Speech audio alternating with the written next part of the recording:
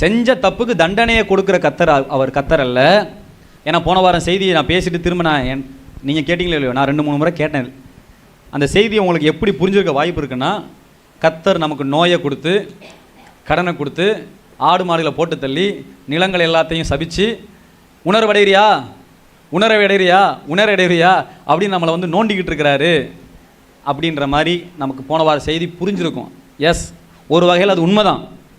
ஏன் உண்மைதான்னா, அவர் பாருங்க, உங்களை அழிக்கிறது தேவசித்தம் இல்லை, உங்களை சபிக்கிறது தேவசித்தம் இல்லை. ஏன்னா இப்போ தான் நீங்கள் ரொம்ப அப்படியே ரொம்ப ஆழமாக பைபிள் வாசிப்பீங்க. என்ன நல்லா பாருங்கள், உங்களை சபிக்கிறது தேவசித்தம் இல்லை, உங்களை அழிக்கிறது தேவசித்தம் இல்லை, உங்களை கஷ்டப்படுத்துறது தேவசித்தம் இல்லை, உங்களுக்கு நோயை கொடுக்குறது தேவசித்தம் இல்லை, உங்கள் வீட்டில் விபத்துகளை கொடுக்குறது தேவசித்தம் இல்லை. வேறு என்ன போட்டுருந்துச்சு அதில்? உங்கள் மிருக ஜீவன்களை நான் அழிப்பேன், உங்களுடைய வயல் நிலங்களை நான் அனுப்பேன், உங்களுடைய வானம் இரும்பாக இருக்கும், நீங்கள் சிதறி கிடப்பீங்க, துரத்துவார் இல்லாமல் ஓடி ஒளிவீங்க, ஒரு வீட்டில் ஒரு இடத்துல எங்கேயுமே உங்களால் தங்கியிருக்க முடியாது. இதெல்லாம் தேவ சித்தமானு கேட்டிங்கன்னா தேவ சித்தம் இல்லை. அப்போ எதுதான் தேவ சித்தம்னா, இஸ்ரவேலை ஆசீர்வதிப்பதே தேவனுக்கு பிரியம். சொல்லுங்கள், இஸ்ரவேலை ஆசீர்வதிப்பதே கர்த்தருக்கு பிரியம். அதில் சந்தேகமே இல்லை. நீங்கள் நல்லா இருக்கணும், நீங்கள் ஆசீர்வாதமாக இருக்கணும், கஷ்டம் இல்லாமல், கடன் இல்லாமல், நோய் இல்லாமல் இருக்கணும். என்ன பாஸ் இவ்வளோ ஸ்ட்ராங்காக சொல்கிறீங்கன்னா உண்மை. அதனால தான் இயேசு சிலுவையில் அது எல்லாத்தையும் என்ன பண்ணார்? என் தழும்புகளால் நீங்கள். அப்போ நீங்கள் ஆரோக்கியமாக இருக்கணுன்றதுக்காக தான் இயேசு உடம்புல என்ன வாங்கினார்? அடி வாங்கினார். ஒரு ஆமீன் சொல்லுங்க. நீ நல்லா இரு அப்படின்னு சொன்னால் என்ன பண்ணியிருப்போம்? நீ சுகமாறும், நோய் வராதுன்னா கேட்கறது நல்லா இருக்குது. எவிடன்ஸ் சொல்லுங்க. எவிடன்ஸ் கேட்பமா இல்லையா? உனக்கு நோயே வராது, ஓகே, எவிடன்ஸ் என்ன? எவிடன்ஸ் என்ன சொல்லுவாங்க? ஆதாரம் என்ன? இயேசு உடம்புல விழுந்த காயம்தான் உங்கள் உடம்புல நோய் சுகமாகுறதுக்கான ஆதாரம். நீங்கள் கிறிஸ்துவுக்குள் ஐஸ்வர்யவான்களாக இருக்கிறீர்கள் அப்படின்னா நீங்கள் கடன் வாங்க மாட்டீங்க, நீங்கள் கடன் கொடுப்பீங்க, உங்கள் பொருளாதாரம் நல்லா இருக்கும், நீங்கள் நல்லா வாழுவீங்க. கேட்கறதுக்கு ரொம்ப நல்லா இருக்குது. இதை நான் எப்படி நம்புறது? அவர் உடம்புல ட்ரெஸ்ஸே இல்லாமல் நிர்வாணமாக சிலுவையில் தொங்குனார்ல, அதுதான் நீங்கள் நல்லா பொருளாதாரத்தோடு வாழ போகிறீங்க என்பதற்கான அடையாளம். இதை நீங்கள் பேசி நான் கேட்டிருந்தா கர்த்தரை மகிமைப்படுத்தியிருப்பேன். அல்லேலூயா. சிலுவை உங்களுக்கு ஒரு அடையாளத்தை தருது. என்னத்தை தருது? சரி, பழைய ஏற்பாட்டில் உள்ளவங்க எல்லாருமே காலையில் ஒரு ஆடு, சாயந்தரத்தில் ஒரு ஆடு, வருஷமானா ஒரு மாடு, ஒரு ஆடு போட்டு தள்ளினாங்களா இல்லையா? போட்டு தள்ளுறது மட்டும் இல்லை, அதை பண்டிகையாக வேற கொண்டாடினாங்க. அந்த ஆடு கத்திருக்கோம், டேய் நீங்கள் பண்ண பாவத்துக்கு ஏன்டா என்னையை போட்டு தள்ளுறீங்க, நீங்கள் பண்ண தப்புக்கு ஏன்டா ஏன் மண்டையை வெட்டுறீங்கன்னு சொல்லி கத்திருக்கமா இல்லையா? சரி, அவ்வளோ ஆடையும் மாடையும் ரத்த வெள்ளத்தில் அப்படியே ஆற்றுல கிடாச்சி விட்டாலும் ஒருத்தனுக்கும் நான் பாவம் செய்யலை, நான் பரிசுத்தவான் ஆயிட்டேன்ற நம்பிக்கை வந்துருச்சா? வந்துச்சாமா? ஐயோ, நான் இப்போ ஆசரிப்பு கூடாரத்தை பற்றி பிரசங்கம் டீச் பண்ணியிருக்கிறேன், பலிகளை குறித்து டீச் பண்ணியிருக்கிறேன். அதாவது ஒரு சரித்திர ஆசிரியர் எழுதுகிறார், இயேசு கிறிஸ்துவனுடைய அந்த பஸ்கா பண்டிகைக்கு முன்பாக அன்றைக்கு இயேசு கிறிஸ்துவை சிலுவையில் அரைக்கப்படும் போது இங்கே பஸ்கா பண்டிகைக்கு ஆயத்தமாக ஆடுகள் ஆயத்தம் பண்ணப்படுகிறது. பிராமின் சொல்லுங்க. இல்லை, பஸ்கா பண்டிகை அன்னைக்கு ஓகே, கிட்டத்தட்ட 5 லட்சம் ஆடுகள். எத்தனை லட்சம் ஆடுகள்? குறைந்தது 5 லட்சம் ஆடுகள். இயேசு கிறிஸ்து அந்த எருசலேமுக்கும் கொல்கொதா மலைக்கும் நடந்து போகிற வழியிலே ஒரு பாலம் ஒன்று இருக்குது. சொல்லுங்க, ஒரு பாலம். இந்த பாலத்தை கடந்து தான் அவங்க என்ன பண்ணுறாங்க? அந்த கொல்கொதா மலைக்கு, ஊருக்கு வெளியில் உள்ள அந்த மலைக்கு போகிறாங்க. அப்படி அந்த ஊருக்கு மலைக்கு வர்ற இடத்துல கீழே ஒரு ஆறு ஓடுது. அந்த ஆறில் இந்த வெட்டின ஆடுகளுடைய ரத்தங்கள் எல்லாம் கலக்கப்படுது. அன்றைக்கு ஓடின ஆறு சிவப்பு நிறமாய் ஓடியதாம். கிட்டத்தட்ட 5 லட்சம் ஆடுகளை வெட்டி அந்த ரத்தத்தை வந்து கழுவி இருந்தால் எப்படி ஓடி நினைக்கிறீங்க? கொஞ்சம் நஞ்சமாக ஓடி இருக்குமா? பட் இவ்வளவு ரத்தமுமே ரத்த ஆறாய் ஓடின ஆறுகள் நான் நீதிமான் நம்பிக்கை அவங்களுக்கு தரலை.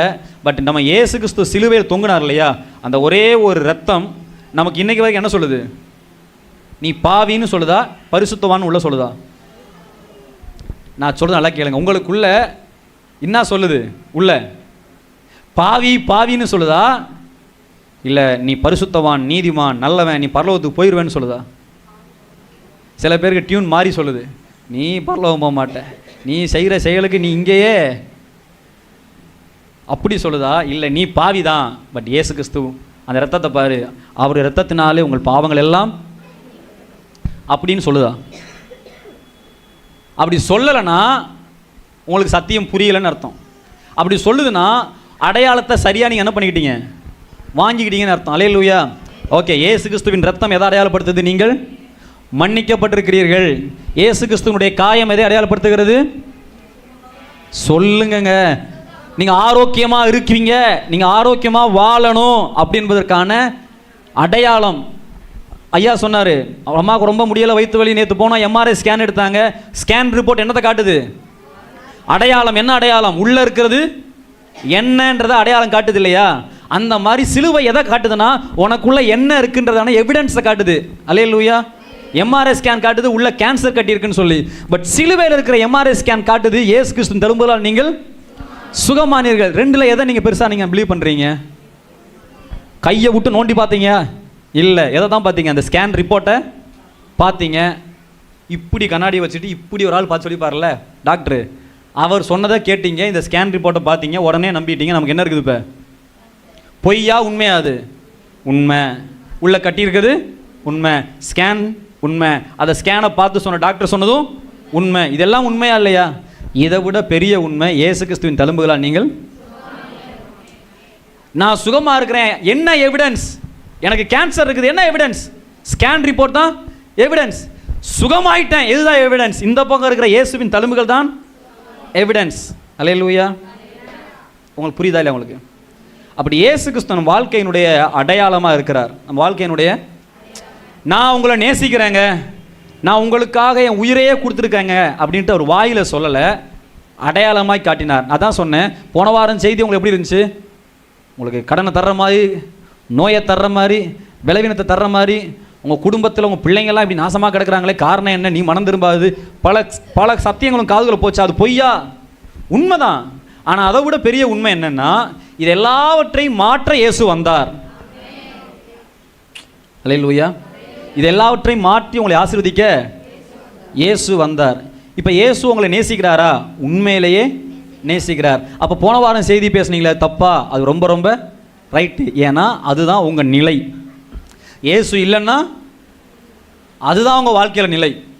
போன வாரம் பேசின செய்தி உங்களுக்கு புரியணும், இந்த வாரம் செய்தி புரியணும்னா போன வாரம் செய்தி புரிஞ்சால் உங்களுக்கு நல்லாவே புரியும். போன வாரம் செய்தி பேசும்போது ரொம்ப கஷ்டமாக இருந்துச்சு. ஏன் அப்படின்னா அதுதான் உங்களுடைய நிலைமை, இதுதான் உங்கள் சூழ்நிலை.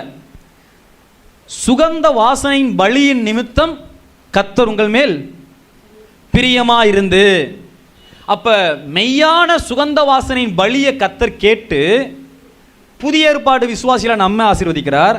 பழைய ஏற்பாட்டு காலத்தில் அந்த சுகந்த வாசனை என்பது அவர்கள் செலுத்தின பலி, அவர்களுடைய மனம் திரும்புதல், அவர்களுடைய கிரியைகளுக்கு அடையாளமாக இருந்தது. ஒரு ஆமீன் சொல்லுங்க. 2 பேர் 2 கை உள்ளவங்க 2 கை தூக்குங்க பார்க்கலாம்.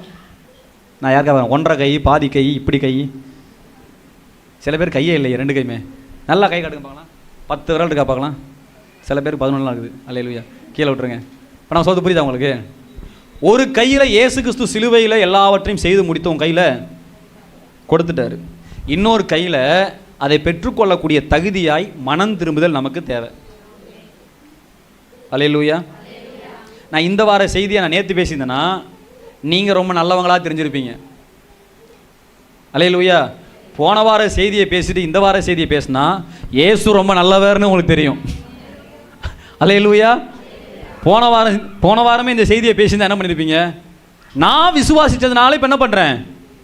சுகத்தை பெற்றுக்கொள்கிறேன். அப்போ நான் கடன் இல்லாமல் வாழ்றது காரணம் என்ன? ஏன்? விசுவாசம். நான் இப்போ தரித்திரமே இல்லை, நோயே இல்லை, கஷ்டமே இல்லை, குடும்பம் நிம்மதியாக வாழுது, சந்தோஷமாக இருக்கிறோம். காரணம் என்ன? நான் விசுவாசிக்கிறேன். உண்மையிலேயே உங்கள் விசுவாசம்தான்.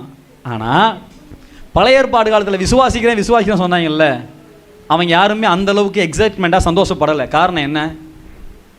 ஒருத்தர் தான் இறங்கி வந்து தான் உடம்பை பலியாக கொடுக்கலை. நீங்கள் விசுவாசிக்கிறதுனால மாத்திரம் சந்தோஷமாக இல்லை, விசுவாசத்தை யார் மேலே வச்சிருக்கீங்க அப்படின்ற தகுதியுள்ள ஒரு நபரை கண்டுபிடிச்சதுனால நல்லா இருக்கீங்க. அல்லேலூயா. இன்றைக்கி இந்த பில்டிங்கில் உட்காந்துருக்கீங்களே, எந்த தைரியத்தில் உட்காந்துருக்கீங்க? திடீர்னு ஒரு நிலநடுக்கம் வந்து உள்ள உடஞ்சா என்ன ஆகும்? பயப்படுவீங்களா பயப்பட மாட்டீங்களா? உண்மையிலேங்க இந்தோனேஷியாவிலாம் இந்த மாதிரி பில்டிங்கில் உட்காரதுக்கு உயிரை கையில் பிடிச்சி தானே பண்ணுவாங்க, உட்காந்துருக்குறாங்க.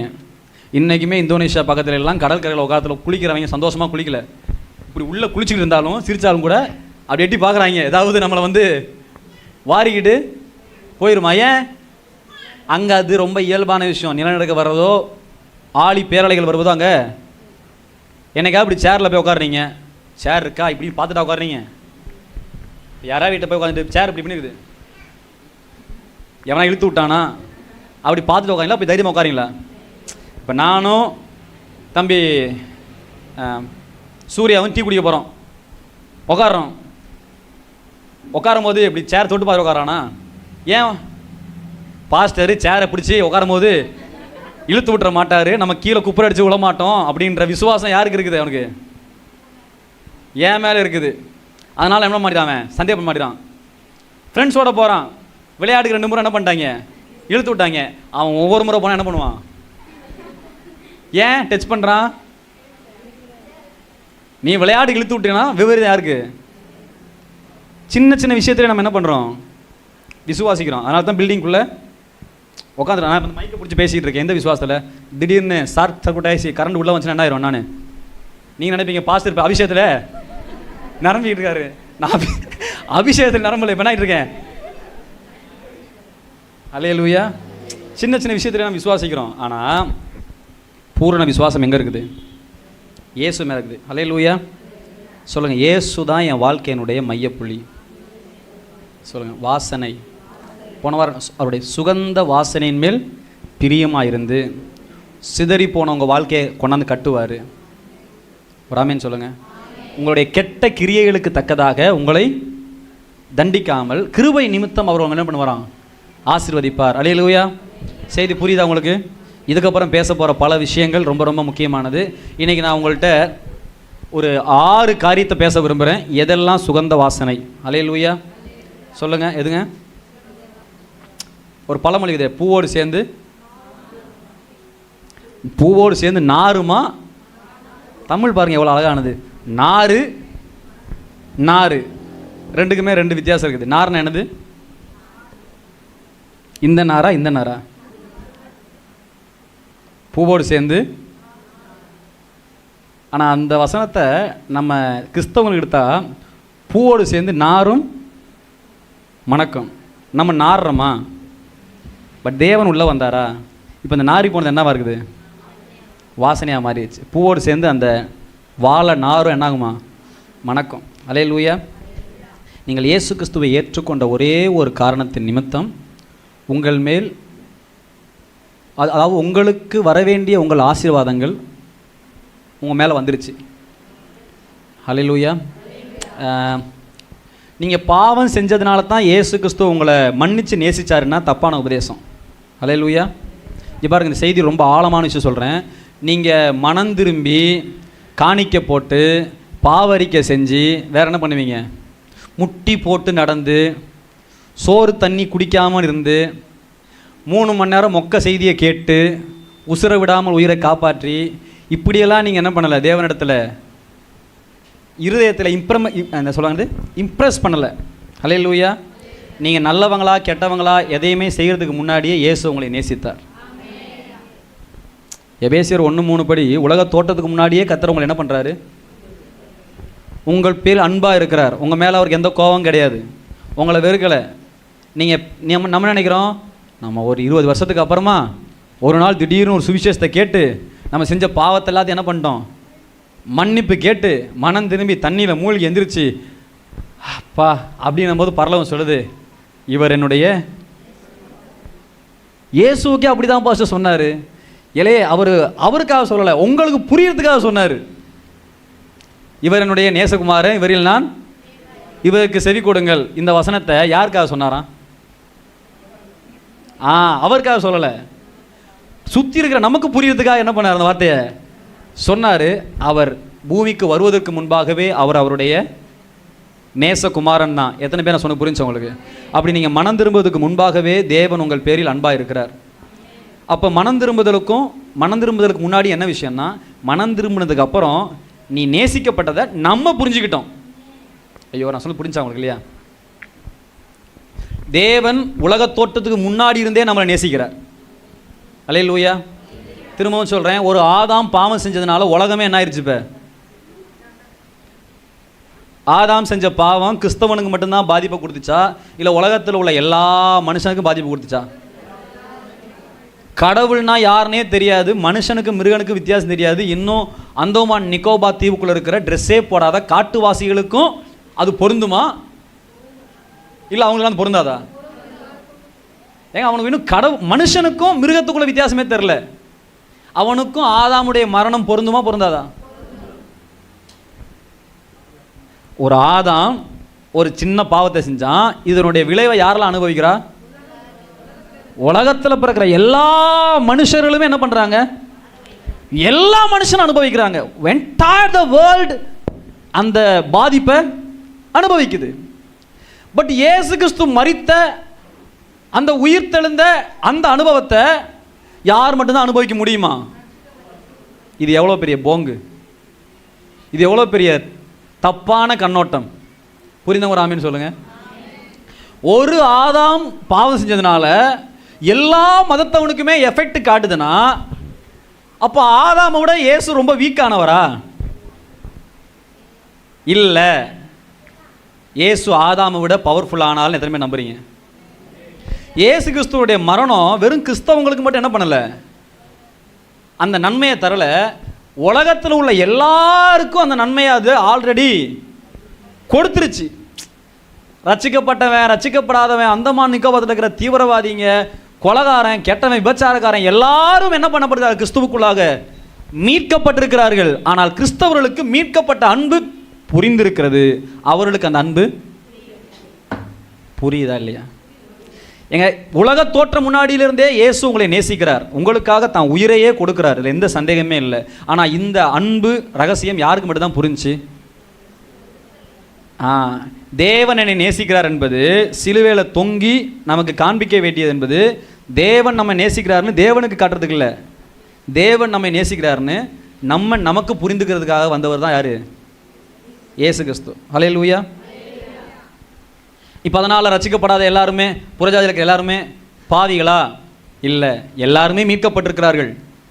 ஆனால் அந்த மீட்பை அவர்கள் பெற்றுக்கொள்ளாமல் இருக்கிறார்கள். எல்லாருக்குமே ரேஷன் கார்டு இருக்குது, அட்டை இல்லாமல் போய் பாருங்க, தருவாங்களா? எல்லாருக்குமே உங்கள் அக்கௌண்ட்டில் 5000 ரூபா போட்டாங்க, ஏடிஎம் கார்டை தொலைச்சிருங்க, உங்கள் அக்கௌண்ட் நம்பரை மறந்துடுங்க, பேங்கில் போய் நில்லுங்க, தருவாங்களா? ஐயா எல்லாருக்குமே கவர்மெண்ட் பணம் போட்டுருக்குது, என் பணத்தை கொடுத்தா என்ன? இல்லைம்மா, உனக்கு கவர்மெண்ட் பணம் போட்டிருக்குது, உனக்கு ரேஷன் கார்டில் 5 கிலோ அரிசி கன்ஃபார்ம், எந்த சந்தேகமே இல்லை. அதை நீ பெற்றுக்கொள்கிறதுக்கு, நான் உனக்கு அதை தர்றதுக்கு எனக்கு என்ன தேவை? ஒரு ப்ரூஃபு தேவை. செய்தி புரியுதா உங்களுக்கு? என்ன தேவை? இப்போ சொல்லுங்க, எல்லாரும் கிறிஸ்துவுக்குள் மீட்கப்பட்டிருக்கிறார்களா? ஐயோ, இந்த உலகத்தில் உள்ள எல்லாரும் கிறிஸ்துவுக்குள்ள மீட்கப்பட்டிருக்கிறாங்க. ஆனால் அந்த மீட்பை பெற்றுக்கொண்டவர்கள் ரட்சிக்கப்பட்டவர்கள். ரட்சிக்கப்படாதவங்க இப்போ நாளைக்கு வந்து வர்ற ஆகஸ்ட் மாதம் 1ஆம் தேதி நம்ம சர்ச்சில் எத்தனை பேர் ஞாபகம் எடுக்க போகிறாங்க? 9 பேர் ஞாபகம் போகிறாங்க. இந்த 9 பேருக்காக சாயங்காலம் இயேசுக்கு திரும்ப உயிர் விடுவாரா? எப்போ தான் உயிரை விட்டார்? அப்போ இவன் என்னைக்கு ரட்சிக்கப்பட்டான்? புரியுதா இல்லையா? அம்மா நீங்கள் ஞானஸ்தானம் எடுத்து எத்தனை வருஷம் ஆச்சு? திடீர்னு இப்படிப்பட்ட கேள்வி கேட்டீங்களே. சரி, நானே எடுத்துக்கிறேன், 15 வருஷம் ஆச்சு. அல்லேலூயா. நல்லா கேளுங்க, நான் ஞானஸ்தானம் எடுக்கணும்னா நான் கொல்கத்தா மலையில் போய் கீழே நின்று இயேசு கிறிஸ்து ரத்த துளியை மண்டையில் விழுந்துச்சா? நான் ஞானஸ்தானம் எடுத்த அன்னைக்கு டேட்டு தான் இயேசு கிறிஸ்து சிலுவையில் மரிச்சாரா? அப்போ நான் எப்போ மீட்கப்பட்டேன்? இயேசு கிறிஸ்து எப்போ சிலுவையில் தொங்குனாரோ அன்னைக்கே நான் என்ன பண்ணிட்டேன்? மீட்கப்பட்டுட்டேன். அதில் எந்த சந்தேகமே இல்லை. பட் அந்த மீட்பை நான் பெற்றுக்கிறதுக்கு நான் ஞானஸ்தானம் எடுத்த டேட் எனக்கு ஹல்லேலூயா. இயேசு கிறிஸ்துவனுடைய மரணத்துக்குள்ளாக உங்களுக்கு இருக்கிற எல்லாம் மறிக்கப்பட்டது. ஹல்லேலூயா. இயேசு கிறிஸ்துவனுடைய உயிர்த்தெழுதலுக்குள்ளாக உங்களுக்குரிய எல்லாமே உயிர்ப்பிக்கப்பட்டிருக்கிறது. ஒரு ஆமேன்னு சொல்லுங்கள். எடுத்து வாசிக்கலாம். ஒரு சரியாக நமக்கு ஒரு 1/2 மணி நேரம், 6 பாயிண்ட் நான் வேகமாக சொல்கிறேன். தயவு செஞ்சு வீட்டில் போய் என்ன பண்ணுங்கள், ஒரு முறை தியானித்து பாருங்கள். நான் சொன்னேன் 2 கை இருக்குது. இயேசுக்கு எத்தனை கை இருக்குது? ஒரு கையில் இயேசு கிறிஸ்து தான் சிலுவையில் செய்து முடித்தது, இன்னொன்று நீ சிலுவைக்காக செய்ய வேண்டியது. சீக்கிரமாக சொல்லுங்கள். 1 வேகமாக சொல்லுங்கள். 1 சிலுவையில் இயேசு நமக்காக, இன்னொன்று சிலுவையை சுமக்கிற நான் செய்ய வேண்டியது. 2ம் இணையும் போது தான் அது பூரணம் அடைகிறது. திரும்பவும் சொல்கிறேன், வேகமாக சொல்லுங்கள். 1 இயேசு கிறிஸ்து சிலுவையில் நமக்காக செய்து முடித்தது, அது அவர் சுமந்த சிலுவை. என்னை பின்பற்றி வர விரும்பினால் தன்னைத்தான் அவர் சிலுவையை அவர் சுமந்து ஆசீர்வாதத்தை நமக்கு கொடுத்துட்டாரு. இன்னொன்று, நம்ம ஆசீர்வாதத்தை பெற்றுக்கிறதுக்கு நம்ம சுமக்க வேண்டிய சில சிலுவைகள் நமக்கு வாழ்க்கையில் இருக்குது. இது 2மே சேரும்போது தான் அது பூரணம் அடைகிறது. அல்லேலூயா. ஏசு கிறிஸ்து நல்லவரா? ஆமாம். ஏசு கிறிஸ்து பாவத்தை மன்னிச்சிட்டாரா? ஆமாம். உங்களுக்கு வியாதி இல்லையா? ஆமாம். இல்லை, எந்த சந்தேகமே இல்லை. பட் அதையெல்லாம் பெற்றுக்கொள்வதற்கு நம்ம செய்ய வேண்டிய சில தகுதிகள் நம்ம வாழ்க்கையில் இருக்குது. அல்லேலூயா. கேட்கலாமா? எபேசியர் புத்தகத்தில் 5ஆம் அதிகாரத்தினுடைய 2வது வசனத்தை போடுங்க. அப்போ கிறிஸ்து நமக்காக தம்மை தேவனுக்கு சுகந்த வாசனையான காணிக்கையாகவும் பலியாகவும் ஒப்பு கொடுத்து நம்மில் அன்பு கூர்ந்தது போல நீங்களும் அன்பிலே நடந்து கொள்ளுங்கள். சரி, சொல்லுங்க. அங்கே எத்தனை போட்டிருக்குது? 2 அன்பு இருக்குது. சொல்லுங்க சொல்லுங்க. ஐயோ, அப்படி பார்த்து அக்கட சூடண்டி. என்னது? கிறிஸ்து நமக்காக தம்மை தேவனுக்கு சுகந்த வாசனையான பலியாகவும் காணிக்கையாகவும் பலியாகவும் ஒப்பு கொடுத்து நம்மில் அன்பு கூர்ந்தது போல. அல்லேலூயா. இயேசு கிறிஸ்து தன்னுடைய மரணத்தை எதோடு இணைக்கிறார் என்றால், பழைய ஏற்பாட்டு காலத்தில் அட்டோன்மெண்ட், அது தமிழ் என்ன சொல்லுவாங்கன்னா, என்ன பண்டிகை அது? அட்டோன்மெண்ட்டு, பாவ நிவர்த்தி பலி. என்னதுங்க? Feast of atonement. அந்த பாவ நிவர்த்தி பலிக்கு ஒரு ஆடை எடுத்து அந்த ஆடை மொத்தமாக துண்டு துண்டாக வெட்டி மொத்தமாக எரித்து சாம்பலாக்குவாங்க. ராமன் சொல்லுங்களேன். அதே நேரத்தில் இன்னொரு ஆடை ஒரு சின்ன கீறல் கூட விழாமல் இந்த ஆட்டு ரத்தத்தை தூக்கி அந்த ஆட்டு மேலே தெளித்து, நீ போயிட்டு வா ராஜான்னு அந்த ஆடை போக்காடா. இப்போ 2 ஆடுல எந்த ஆடு சாகணுன்றதை எப்படி டிசைட் பண்ணுவாங்க? அல்லேலூயா. ஒரு ஆடு பேர் ஜபா, இன்னொரு ஆடு பேர் ஜீவிதா. அல்லேலூயா. 2 பேரில் யார் சாக போகிறீங்க? பாஸ்டர் எக்ஸாம்லாம் இருக்குது பாஸ்டர், நீங்களே செத்துருங்க. மாமா 2 பிள்ளைங்களா இருக்குதுமா, நீயே செத்துரு. ஐயோ, யாரை சாவடிக்கிறேன்னு தெரியலையே. சரி, 2 பேரும் என்ன பண்ணுவோம்? சீட்டில் எழுதி போடுவோம். அதில் யார் பேர் விழுதோ அவங்க பேர் என்ன பண்ணுவோம்?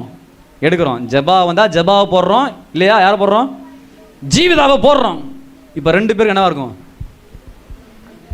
மொத்த ஜபம், ஆண்டவரே எப்படியாவது ஜபா பாஸ்டருடைய பேரை வந்துருட்டான். அல்லேலூயா. புரிந்து வராமன்னு சொல்லுங்கள். இப்போ கிடைச்சா யார் பேர் வந்துருச்சு? என் பேர் வந்துருச்சு. இப்போ நான் என்ன பண்ணிட்டேன்? எண்ணெயை துண்டு துண்டாக வெட்டி எரித்து சாம்பலாக்கி என் ரத்தத்தை தூக்கி ஜீவிதா மேலே தெளிச்சு, நீ என்ன பண்ணுமா? போயிட்டு வா. இப்போ என்ன இந்தம்மா என்ன நினைக்கும்?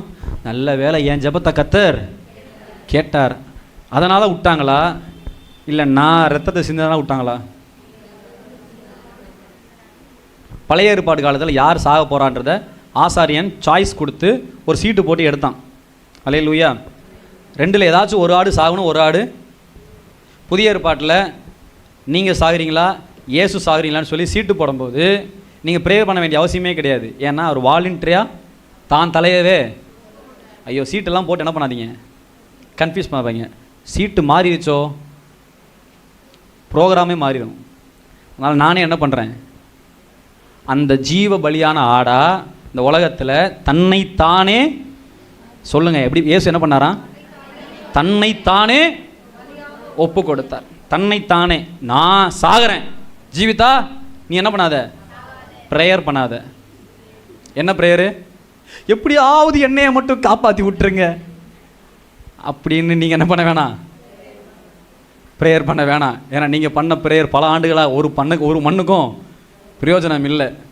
அதனால் இப்போ நான் என்ன பண்ணுறேன், தன்னை தானே ஜீவ பலியாக இயேசு கிறிஸ்துவை அடித்து உரித்து தொங்க விட்டு ரத்தம் சிந்தி அப்படி கிடக்கிறார் இல்லையா. சிக்கன் 65க்கு வந்து மசாலா போட்டு தொங்க விட்டுருப்பாங்க பார்த்தீங்களா, அப்படி அந்த மாதிரி உடம்பு ஃபுல்லாக ரண கொடூரமாக தொங்க விட்டு ரத்தம் சிந்து அப்படி கிடந்தார் இல்லையா. அதை பழைய ஏற்பாட்டு காலத்தில் ஒரு ஆசாரியன் வெட்டி துண்டு துண்டாக்கி நெருப்பு போட்டு எரித்து அப்படியே அந்த ஆடு தோல் எரிஞ்சு சதை எரிஞ்சு கருகி சாம்பலாகி, அந்த தகன பலிபீடத்தை குறித்து நம்ம படித்தோம்ல, மேலே இருக்கிற பலிக்கும் கீழே இருக்கிற கேப்புக்கும் இடையில என்ன இருக்குது, ஒரு ஜல்லடை இருக்குது. என்ன இருக்குது, ஒரு ஜல்லடை. மேலே வச்சு அந்த பலி எப்படி வரணுமா, கீழே சாம்பலாக ஜல்லடைக்கு கீழே கொட்டுற வரைக்கும் எரிப்பாங்க. சாம்பலாக மாறுற வரைக்கும் அது என்ன பண்ணுவாங்க, எரிப்பாங்க. அது மேலே இருக்கிற மாம்சம்லாம் எரிஞ்சு அப்படி ஊதுனா காற்றுல பறக்கிற மாதிரி அந்த மாதிரி இயேசு சிலுவையில் தொங்குனது ஒரு பலி. அப்படியே மொத்தமும் தன்னைய பிதாவுக்கு சுகந்த வாசனையாக ஒப்பு கொடுத்தார். அப்படி இவ்வளோ தியாகத்தை பண்ணி, பிதாவே நான் ரொம்ப நல்லவன் பிதாவே, இவங்களுக்காக நான் உயிரே கொடுத்துட்டேன், என் அன்பை புரிஞ்சுக்கோணுங்க அப்படின்னு அங்கே தான் லவ்வை காட்டினாரா? அடே நீங்கள் புரிஞ்சுக்கோங்கடா என் அன்புன்னு சொல்லி நமக்கு காட்டினாரா?